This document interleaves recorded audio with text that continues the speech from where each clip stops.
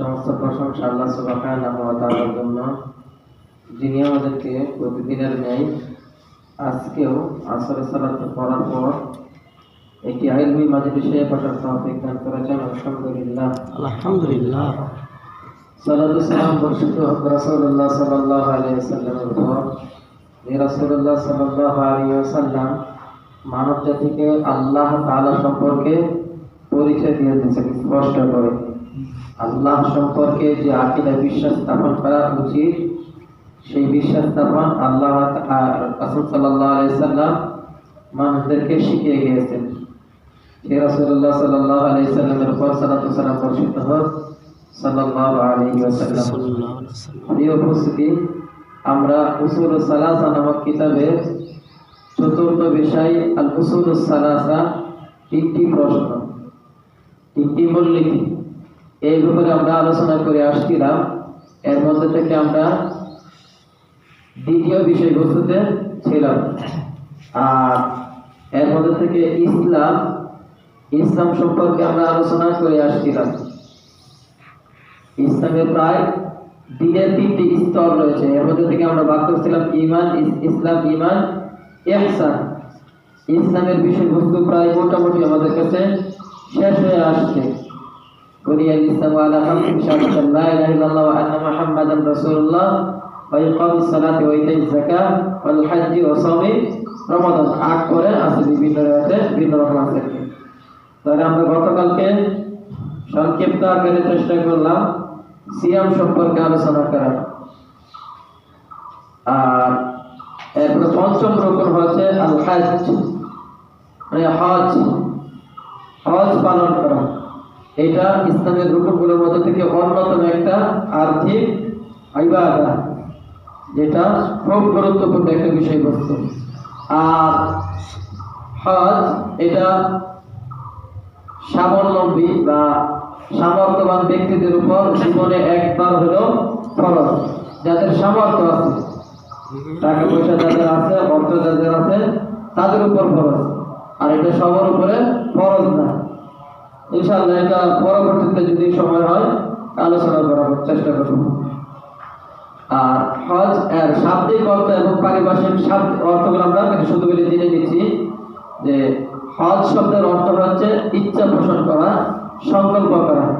আর শারঈ অর্থে বলা হয় যে ওয়া তা'আব্বুদু লিল্লাহি বিআদাইল মানাসিকি ওয়িফকা মা জাআ ফি সুন্নাতিল মুস্তাফা সাল্লাল্লাহু আলাইহি ওয়াসাল্লাম।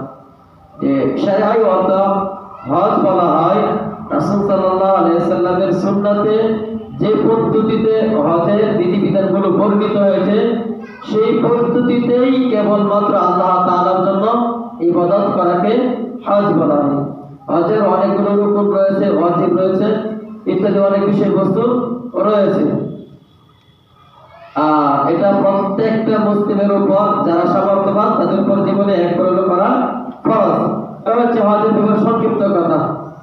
এরপরে আমরা দিনের স্তর কিন্তু পড়ে আসতেছিলাম। দিনের স্তর তিনটি। এর মধ্যে থেকে প্রথম স্তর গেল ইসলাম, দ্বিতীয় স্তর হচ্ছে আল ঈমান। এই ঈমান সম্পর্কে আল্লাহ যদি তৌফিক দান করেন সংক্ষিপ্ত আকারে কিছু কথা বলার চেষ্টা করব ইনশাআল্লাহ। তাহলে ঈমান এটা হচ্ছে দিনের দ্বিতীয় স্তর। ঈমান শব্দের শাব্দিক অর্থ হচ্ছে কি? বিশ্বাস স্থাপন করা, আল ইকরার, স্বীকৃতি প্রদান করা, শাব্দিক অর্থ। আর পারিভাষিক অর্থে ঈমান কাকে বলা হয় আমরা আগে ক্লাসে চলে গেছে। এটা হচ্ছে মুখের মাধ্যমে প্রকাশ করা বা কাউলুন বিল লিসান ওয়া ইতিকাদুন বিল কলব আমালুন বিল জাওয়ারিহ আও আল আরকান ইয়াসিরু বিত তাআতি ওয়া ইয়ানকুসু বিল মা'সিয়াতি। এটা হচ্ছে মুখে স্বীকৃতি প্রদান করা, অন্তরে বিশ্বাস স্থাপন করা, অঙ্গ প্রত্যঙ্গের মাধ্যমে বাস্তবায়ন করা বা কাজে পরিণত করা। এটা আনুগত্য করার মাধ্যমে ঈমান বৃদ্ধি পায় এবং মাসিয়াতের মাধ্যমে বা নাফরমানিমূলক কাজ করার মাধ্যমে ঈমান গ্রাস পায়, কমে যায়। এ হচ্ছে ঈমানের সংজ্ঞা। এই যে পাঁচটা বিষয় বস্তু বললাম, কাউলুন বিল লিসানি, ইতিকাদুন বিল কলব, আমালুন বিল জাওয়ারিহ আও বিল আরকান ইয়াজিদু বিত তাআতি ওয়া ইয়ানকুসু বিল মাসিয়াতি। এই পাঁচটা বিষয়ের মধ্যে থেকে কোনো একটা বিষয় যদি কারো থেকে ছুটে যায়, তাহলে সালাফদের নিকট বা আহলে সুন্নাহ ওয়াল জামাতের নিকট যে ঈমানের সংজ্ঞা রয়েছে সেই ঈমানের সংজ্ঞা আর হবে না, বরঞ্চ এই পাঁচটা বিষয়ের সমন্বয়ে ঈমান। ঈমানের 70-এরও অধিক শাখা প্রশাখা রয়েছে। এর মধ্যে থেকে সবচাইতে উঁচু বা সবচাইতে উপরে যেটা রয়েছে সেটা হচ্ছে লা ইলাহা ইল্লাল্লাহ, আর সবচাইতে নিম্ন শাখা হচ্ছে আল ইমাদাতু আলা আলিত তারিক, অর্থাৎ রাস্তা থেকে কষ্টদায়ক বিষয়বস্তু দূরীভূত করা বা সরিয়ে দেওয়া। এ হচ্ছে ঈমানের সর্বনিম্ন শাখা। আর সর্বোচ্চ শাখা হচ্ছে কি লা ইলাহা ইল্লাল্লাহ। এর মধ্যে থেকে আল হায়া ওয়া শুবাতুম মিনাল ঈমান, লজ্জাশীলতা হচ্ছে একটা ঈমানের অঙ্গ। যার লজ্জা নাই সে যা ইচ্ছা তাই করতে পারে। আল্লাহ নবী কি বলেছেন, ইযা লা তাস্তাহি ফাসনা মা শি'তা, যখন তোমার লজ্জা না থাকবে তখন তুমি যা ইচ্ছা তাই করতে পারবে।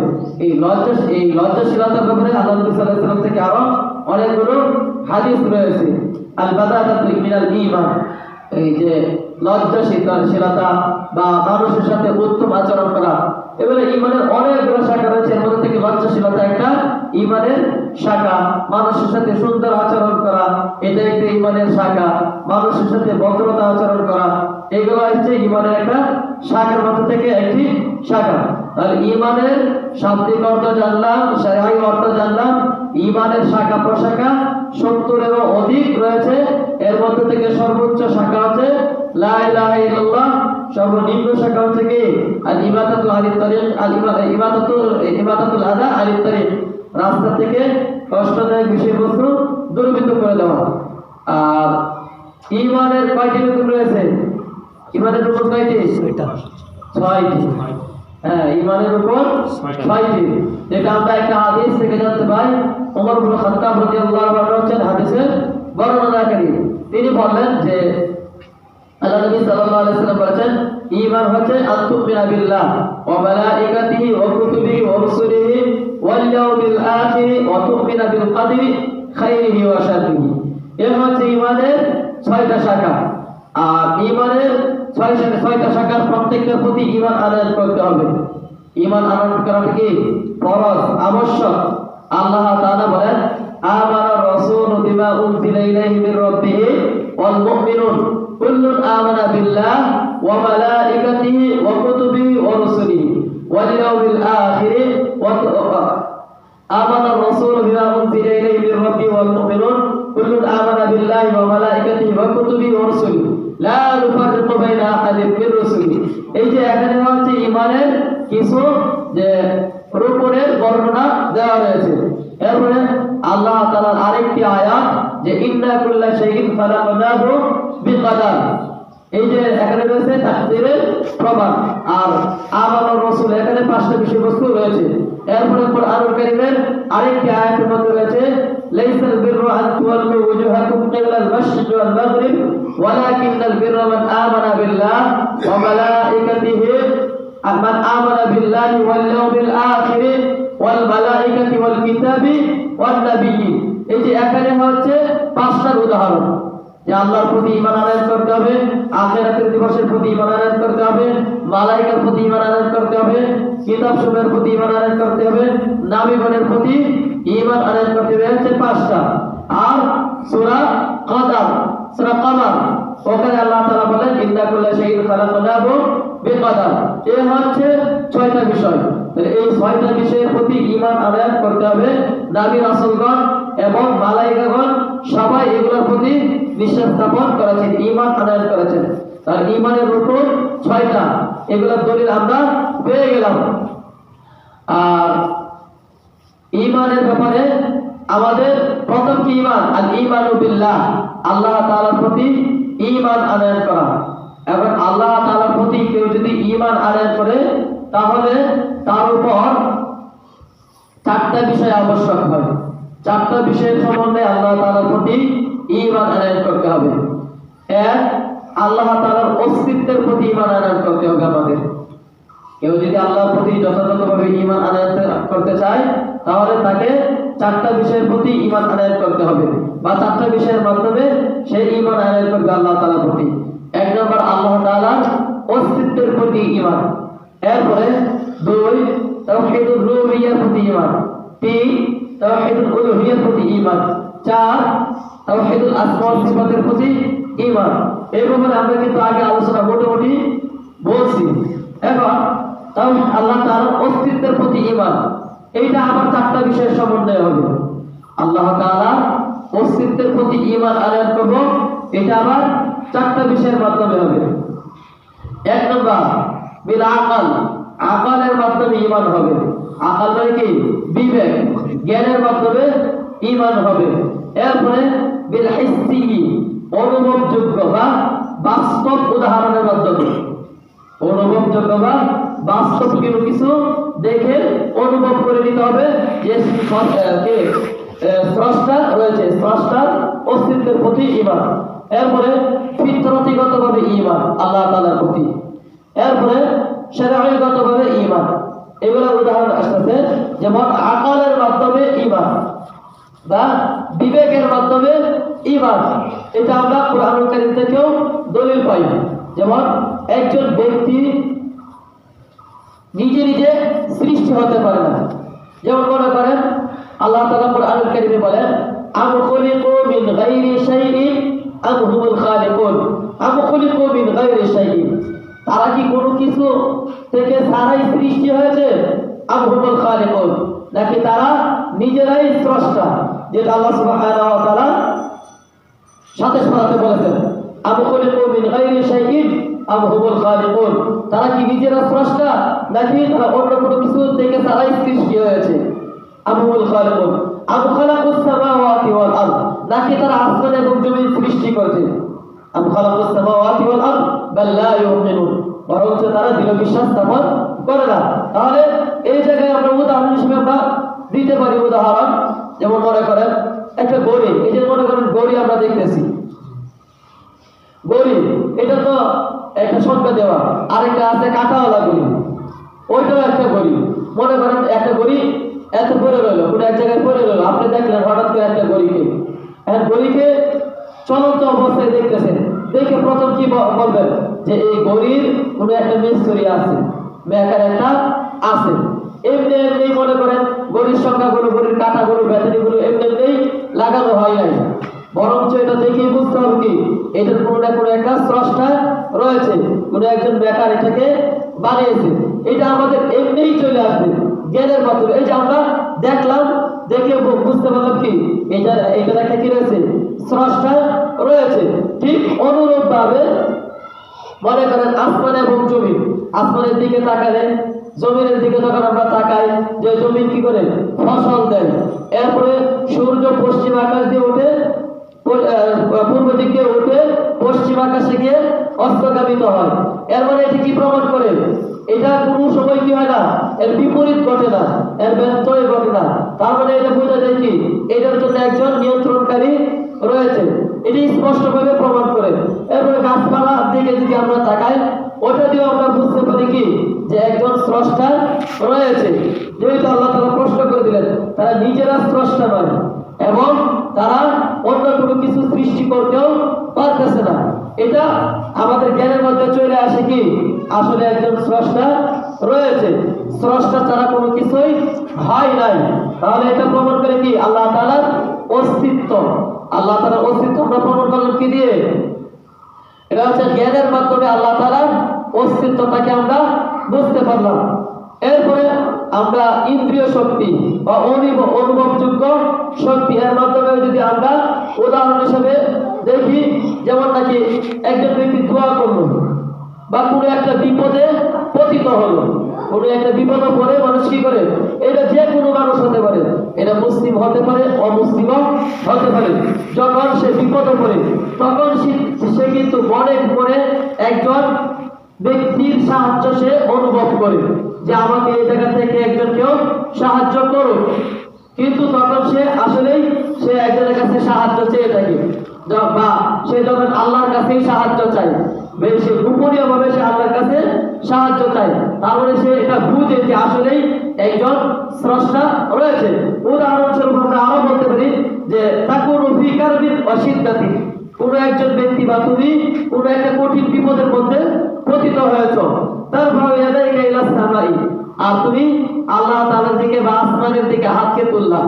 এই যে এখানে একটা প্রমাণ চলে আসে। আচ্ছা, তুমি যদি স্রষ্টার প্রমাণ নাই করতে, স্রষ্টার অস্তিত্ব যদি তুমি বিশ্বাস নাই করতে, মানুষ বিপদে পড়ার সাথে সাথে আল্লাহর প্রতি কি করে বা আসমানের দিকে কি করে হাত তুলে ফেলে। এই যে একটা তার অনুমতিযোগ্য একটা বিষয়বস্তু চলে আসে, সে আসমানের দিকে হাত তুলতে হলো। এটা কেমনে সে তুললো? তারপরে সে বুঝে কি একজন কি রয়েছে, স্রষ্টা রয়েছে। আবার কি এটাও বিশ্বাস স্থাপন করে সে যে উপরে রয়েছে। এটা আল্লাহ তাআলা মানুষের অন্তরে নয়, আল্লাহ তাআলা উপরের দিকে আছে, আসমান উপরে। ব্যক্তি কি করে হাত তোলে কোন দিকে? উপরের দিকে, আসমানের দিকে তোলে। এর মাধ্যমে প্রমাণ হয় কি এই ব্যক্তি সাক্ষ্য দিচ্ছে যে একজন স্রষ্টা, এবং কি স্রষ্টা রয়েছেন উপরের দিকে। এরপরে কথা বল, আর সে তুমি বলো ইয়া রাব্বি, হে আমার রব, আপনি আমাকে কি করেন? এই বিপদ থেকে উদ্ধার করেন। বা যে কোনো ধর্মের ব্যক্তি হয় কিন্তু তখন এই কঠিন বিপদে যখন সে পড়ে, মৃত্যুর সম্মুখীন যখন সে ব্যক্তি পড়ে, তখন সে কিন্তু অনায়াসেই বলে ফেলে, তার অজান্তেই বলে ফেলে যে রব ক্ষমা করেন, রব মাফ করেন, উদ্ধার করেন, ইত্যাদি ইত্যাদি সে বলে ফেলে। কিন্তু তাহলে এটা প্রমাণ করে যে সে অস্তিত্ব, আল্লাহ তাআলার অস্তিত্বের প্রতি সাক্ষী দিচ্ছে। আর তাজিদু হাদাল কারবা ইয়ারতাফিউ বিইذنিল্লাহ, আর তুমি পাবে যে এই বিপদটা তোমার থেকে উদ্ধার হয়ে গিয়েছে। যখন ব্যক্তি যে গায়বী ভাবে কোনো সাহায্য পেয়ে যায়, গায়বী ভাবে যখন কোনো ব্যক্তি কোনো সাহায্য পেয়ে যায়, আর সে তো প্রথমত দোয়া করেছে, তাকে কেউ কিন্তু সাহায্য করে নাই, গায়বী ভাবে যখন সে এই বিপদ থেকে উদ্ধার হয়ে যায়, তখন সে এটা মনে করে যে না, একজন স্রষ্টা রয়েছে। এইভাবে সে ব্যক্তি আল্লাহ তাআলার অস্তিত্বের প্রতি বিশ্বাস স্থাপন করে। এরপর হচ্ছে ফিতরতিগতভাবে ব্যক্তি কি করে? আল্লাহ তাআলার অস্তিত্বের প্রতি সাক্ষী প্রদান করে। সেটা কিভাবে হতে পারে? যেমন আল্লাহ নবী সাল্লাল্লাহু আলাইহি ওয়াসাল্লাম বলেছেন, কুল্লু মাউলুদিন ইউলাদু আলা ফিতরাতি ফাআবাওয়াহু ইউহাউদানিহি আও ইউনাসসিরানিহি আও ইউমাজ্জিসানিহি। প্রত্যেকটা নবজাত শিশু সে ফিতরাতের উপর জন্মগ্রহণ করে, অতঃপর তার পিতা মাতা তাকে ইহুদি বানায়, নাসারা বানায়, অথবা তাকে অগ্নি পূজক বানায়। কিন্তু একজন বাচ্চা ফিতরাতিগতভাবে সে আল্লাহ তাআলার যে অস্তিত্ব রয়েছে এর উপর সে সাক্ষী দেয়। যেমন নাকি এটা আমরা ফিতরাতিভাবে সত্য মিথ্যাটা যেমন আমরা পছন্দ করি। মনে করেন স্বাভাবিকভাবে মুসলিম অমুসলিম যে কোনো ধর্মেরই ব্যক্তি হতে পারে, সে কিন্তু এটা ফিতরাতিগতভাবে মিথ্যাটাকে পছন্দ করে না, মিথ্যাটাকে সে কি করে না? পছন্দ করে না। কেউ যদি মিথ্যা কথা বলে সেটাকে সে অপছন্দ করে, খুব ঘৃণা করে। এইটা প্রমাণ করে কি সে ফিতরাতিগতভাবে যে আল্লাহ তাআলা তার ফিতরাতের মধ্যে দিয়ে দিলেন সত্য মিথ্যার বিষয়বস্তু, সে কিন্তু সত্যটাকেই সে পছন্দ করে, মিথ্যাটাকে সে পছন্দ করে না। এভাবে আল্লাহ নবী সাল্লাল্লাহু আলাইহি ওয়াসাল্লাম আরো বিভিন্ন উদাহরণ দিলেন যে একজন নবজাত শিশু বা একজন বাচ্চা যখন তাকে পিছন দিক দিয়ে আঘাত করে, কোনো দিক দিয়ে একটা শব্দ পাইলো বা আঘাত পাইলো, তখন সে হঠাৎ করে তাকাবে কোন দিকে? পিছনের দিকে তাকাবে, বা যে দিকে সে শব্দ পেয়েছে সে সেই দিকে তাকানোর চেষ্টা করবে, ঘুরে চারিদিকে দেখবে যে আসলে কি হয়েছে। তার মানে এই যে ঘুরে দিয়ে এই যে চতুর্দিকে দেখলো, তার মানে সে এটা বুঝতে পারবো যে আঘাতটা কেউ না কেউ করেছে, বা কেউ শব্দটা কেউ না কেউ করেছে। এর মাধ্যমে স্পষ্ট হয় যে সত্তা আমাদের একজন রয়েছে অনুভবযোগ্য ভাবে, বা বাস্তব উদাহরণের মাধ্যমে আমরা বুঝতে পাই। কোনো এক জায়গায় শব্দ হলো, তখন আমরা ওই দিকে তাকাই, তার মানে কেউ একজন শব্দ করেছে। এই যে শব্দ যে করেছে তার অস্তিত্বটা আমরা অনুভব করি। ঠিক আমরা যখন কোনো কিছু সত্য মিথ্যা যখন কেউ বলে, তখন আমরা তার দিকে তাকাই যে সত্য বর্ণে হলে একজন ব্যক্তি রয়েছে, এরকম ভাবে আমরা উদাহরণ হিসেবে জানতে পারি। এরপরে আরো উদাহরণ হিসেবে আমরা বলতে পারি যে আল্লাহ নবী সাল্লাল্লাহু আলাইহি ওয়াসাল্লামের একজন সাহাবী বা একজন বেদুইন ব্যক্তি, জিবরিলকে জিজ্ঞাসা করা হলো যে তুমি তোমার স্রষ্টার অস্তিত্ব কিভাবে জানতে পারলে? তখন সে কিছু কথা বললেন। সে বললেন যে এই দিক দিয়ে হেঁটে গেল একজন মানুষ, তার পায়ের চিহ্ন দেখে বোঝা যাচ্ছে সে একজন মানুষ এই দিক দিয়ে হেঁটে গেছে। এরপরে উটের মল দেখে বোঝা যাচ্ছে কি উট এই দিক দিয়ে চলেছে, পথ চলেছে। তাহলে আমি কিভাবে আল্লাহ তাআলাকে চিনতে পারবো না, যিনি এই বিশাল জগৎ সৃষ্টি করেছেন? আসমানের দিকে তাকাইলে দেখা যায় খুঁটিবিহীন আসমান, আসমানের মধ্যে কোনো খুঁটি নাই, এমনি এমনি এভাবে রয়ে গেল। তারকারাজি দেখতে পাচ্ছি আকাশে, সূর্য দেখতে পাচ্ছি, সূর্য পশ্চিম দিক থেকে পূর্ব দিক থেকে উদিত হচ্ছে, পশ্চিম আকাশে অস্তগতিত হচ্ছে। এইগুলো দেখে স্পষ্টভাবেই বোঝা যায় যে একজন সত্তা এগুলাকে পরিচালনা করতেছে। তাহলে আমাদের কাছে স্পষ্ট হয়ে গেল যে তিনটা আকল, ফিতরাত এবং ইস্তিগতভাবে আল্লাহ তাআলাকে চিনা যায়, আল্লাহ তাআলার অস্তিত্ব বোঝা যায়। আর ইমাম ইবনুল কাইয়্যিম জাওজি রাহিমাহুল্লাহ তিনি বলেছেন যে কুরআনুল কারীমে যত আয়াত রয়েছে সবগুলো আয়াতেই প্রমাণ করে যে আল্লাহ তাআলার অস্তিত্বের উপর, আল্লাহ তাআলার অস্তিত্বের উপর প্রমাণ করেছে আল্লাহ তাআলা একজন রয়েছে।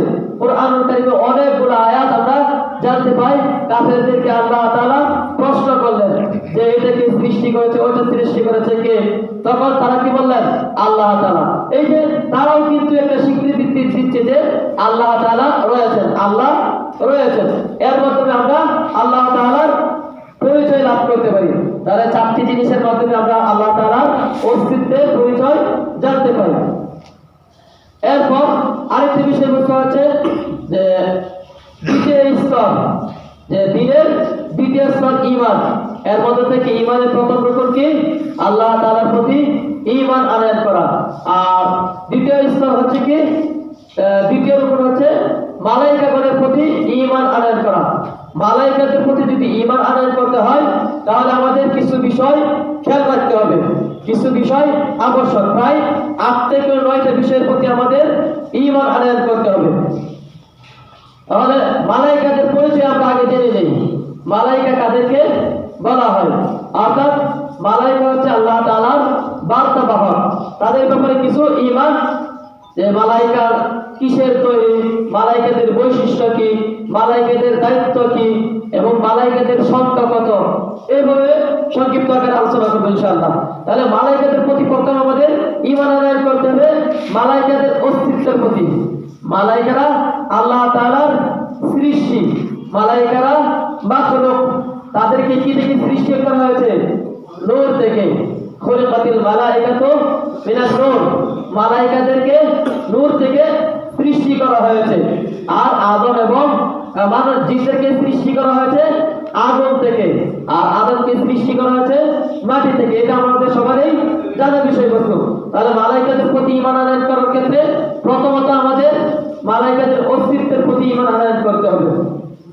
আচ্ছা, মাসের আরো অনেক বিষয়বস্তু ছিল, যে তাওহীদুল রুবিয়া, তাওহীদুল উলুহিয়া, আসমা ওয়া সিফাত, এগুলো আমাদের আলোচনা হয়েছে মনে হয় আগে, না? এই ব্যাপারে আর আলোচনা করলাম না। তাহলে মালায়েকাদের প্রতি প্রথমত আমাদের ঈমান আনয়ন করতে হবে, মালায়েকাদের অস্তিত্ব।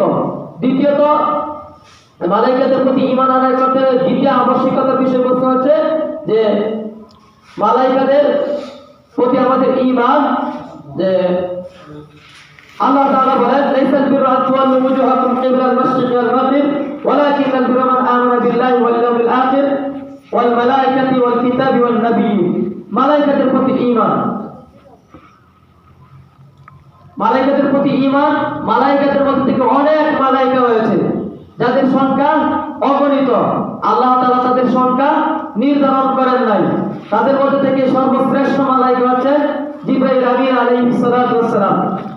আর মালায়েকাদের ডানা রয়েছে। কোন মালায়েকা রয়েছে দুই ডানা বিশিষ্ট, 3 ডানা বিশিষ্ট, 4 ডানা বিশিষ্ট। আবার কোন মালায়েকাদের ডানা রয়েছে 6000 ডানা বিশিষ্ট, এবং অসংখ্য ডানা রয়েছে। আর মালায়েকাদের ব্যাপারে আমাদের আরো কিছু বিশ্বাস স্থাপন করতে হবে, যে তারা হচ্ছে মহাশক্তিধর, তাদের শক্তি অতুলনীয়, যেটা আল্লাহ তাআলা তাদেরকে দিয়েছেন।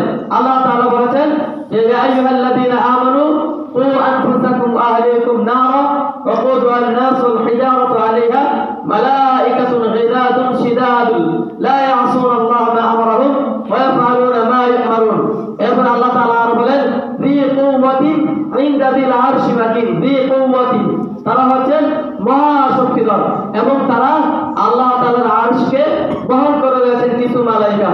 এরপরে আল্লাহ তাআলা বলেন আল্লামাহু শাদীদুল কুওয়া মালাইকা অর্থাৎ শাদীদুল কুওয়া অর্থাৎ জিবরাইল আমিন আলাইহিস সালাতু ওয়াস সালাম আল্লাহ নবী সাল্লাল্লাহু আলাইহি ওয়াসাল্লামকে শিক্ষা দান করেন। আল্লাহ তাআলা জিবরাইল আমিন আলাইহিস সালাতু ওয়াস সালামকে কখনো শিক্ষক হিসেবে প্রেরণ করেন, যেমনটি আমরা হাদিসে জিবরাইলের মধ্যে জানতে পাই। আল্লাহ নবী সাল্লাল্লাহু আলাইহি ওয়াসাল্লামের কাছে আসলেন একটা মানবের রূপ ধারণ করে জিবরাইল আমিন আসলেন, আয়েশা তাকে বিভিন্ন বিষয় সম্পর্কে প্রশ্ন করলেন। এবং আল্লাহ নবী সাল্লাল্লাহু আলাইহি ওয়াসাল্লাম বলেছিলেন মাল মাসউলু আন্না বিআলামা মিনাস সাইল। এরপর আল্লাহ নবী সাল্লাল্লাহু আলাইহি ওয়াসাল্লামের কাছে সেই জিবরাইল আমিন আলাইহিস সালাম বিভিন্ন বিষয়ে জ্ঞান তাকে দিয়ে গেলেন। এরপর মালাইকাদের যে আত্তাফাউতু ফিল খালক সৃষ্টির মধ্যে মালাইকাদের ভিন্নতা রয়েছে। এরপরে মালাইকাদের দৈহিক গঠন, তারা খুব সৌন্দর্যের অধিকারী ছিলেন। যেমনটি আমরা জানতে পারি যে যখন মালাইকা নূহ আলাইহিস সালাতু ওয়াস সালামের সম্প্রদায়ের কাছে যখন আসছিলেন তখন তাদের একটা বৈশিষ্ট্য ছিল। লূত আলাইহিস সালামের সম্প্রদায়ের একটা বৈশিষ্ট্য ছিল লিওয়াত করা, অর্থাৎ সমকামিতায় তারা লিপ্ত ছিল। এই মালাইকাদের দৈহিক গঠন ছিল খুব সুন্দর, যার কারণে তারা কি করেছিলেন এই মালাইকাদের প্রতি আকৃষ্ট হয়ে গিয়েছিলেন। মালাইকাদের সাথে অপকর্ম করার জন্য তারা চেষ্টা করতেছিলেন, কিন্তু মালাইকা বলেন কি যে তারা আমাদের কাছে আসতে পারবে না। লোক তুমি চিন্তাই করো না, তারা আমাদের কাছে আসতে পারবে না। এরপরে মালাইকাদের ব্যাপারে আল্লাহ তাআলা আরো বলেন যে ফালাম্মা রাআইনাহু আকবারনাহু ওয়া কাত্তা'না আইদিয়াহুন্না ওয়া কুলনা হাশা লিল্লাহি মা হাদা বাশারা ইন হাদা ইল্লা মালাকুন কারীম। এই যে ইউসুফ আলাইহিস সালামের জামানায় নারীরা তাদের হাত কেটে ফেলেছিল ইউসুফ আলাইহিস সালামকে দেখে, এত সৌন্দর্যের অধিকারী ছিলেন। তখন তারা বলে ফেলল কি ওয়া কুলনা হাশা লিল্লাহি মা হাদা ইল্লা বাশারা, এ তো মানুষ না, এ তো যেন মালাইকা। মহিলাদের এগুলা কথোপকথন ছিলেন। তার মানে স্পষ্ট প্রমাণ হয় যে তারা মালাইকাদেরকে সৌন্দর্য বলে তারা জানতো, তাদের বিশ্বাস ছিল যে মালাইকা খুব সৌন্দর্যের অধিকারী ছিলেন। এরপরে মালাইকারা সম্মানিত সৃষ্টি, আল্লাহ তাআলার একটা সম্মানিত সৃষ্টি ছিলেন মালাইকা। মালাইকাদের কিছু বৈশিষ্ট্য রয়েছে।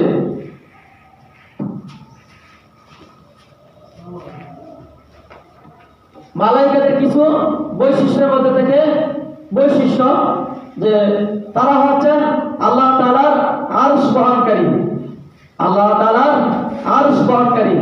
এরপরে তাদেরকে নারী এবং পুরুষ এই গুণে গুণান্বিত করা যাবে না।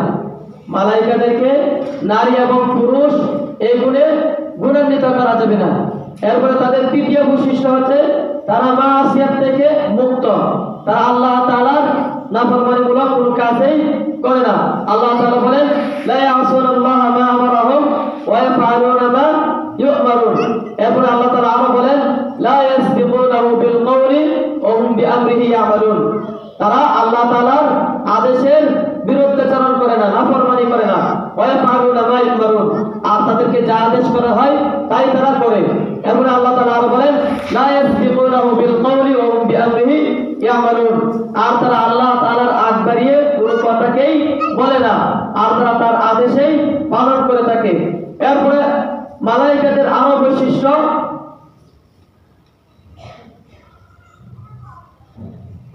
তারা ইবাদতের ব্যাপারে অনীহা পোষণ করে না।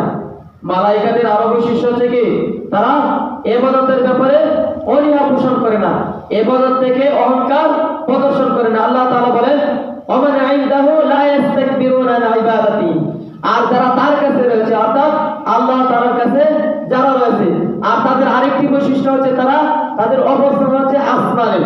তাদের অবস্থান কোথায়? আসমানে।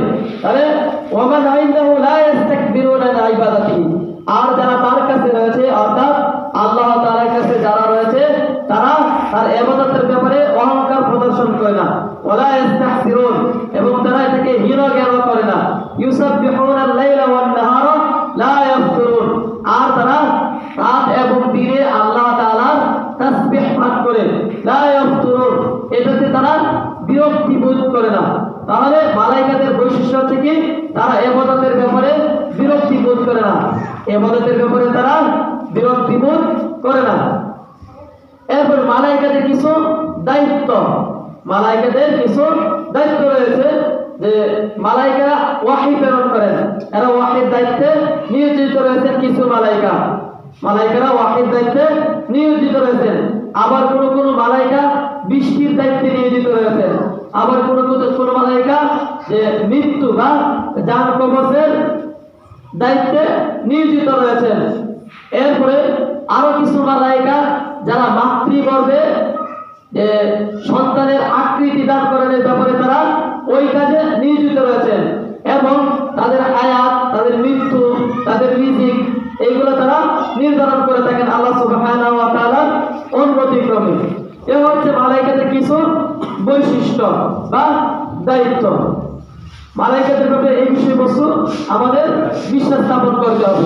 এগুলো বিষয়বস্তু বিশ্বাস স্থাপন করা আবশ্যক, যেগুলো মুহাদ্দিসগণ এবং আহলুল ইলমগণ উল্লেখ করেছেন।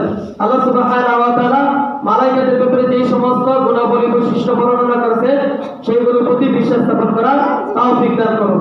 কোরআন এবং সুন্নাতে মালাইকাদের ব্যাপারে যে গুণাবলী বর্ণিত হয়েছে, সেগুলোর প্রতি বিশ্বাস স্থাপন করার তৌফিক দান করুন। আমিন। ওয়া সাল্লাল্লাহু ওয়া সাল্লাম আলা নবিয়িনা মুহাম্মদ ওয়া আলা আলিহি ওয়া সাহবিহি আজমাইন। সুবহানাকাল্লাহুম্মা ওয়া বিহামদিকা আশহাদু আল্লা ইলাহা ইল্লা আনতা আস্তাগফিরুকা ওয়া আতুবু ইলাইক।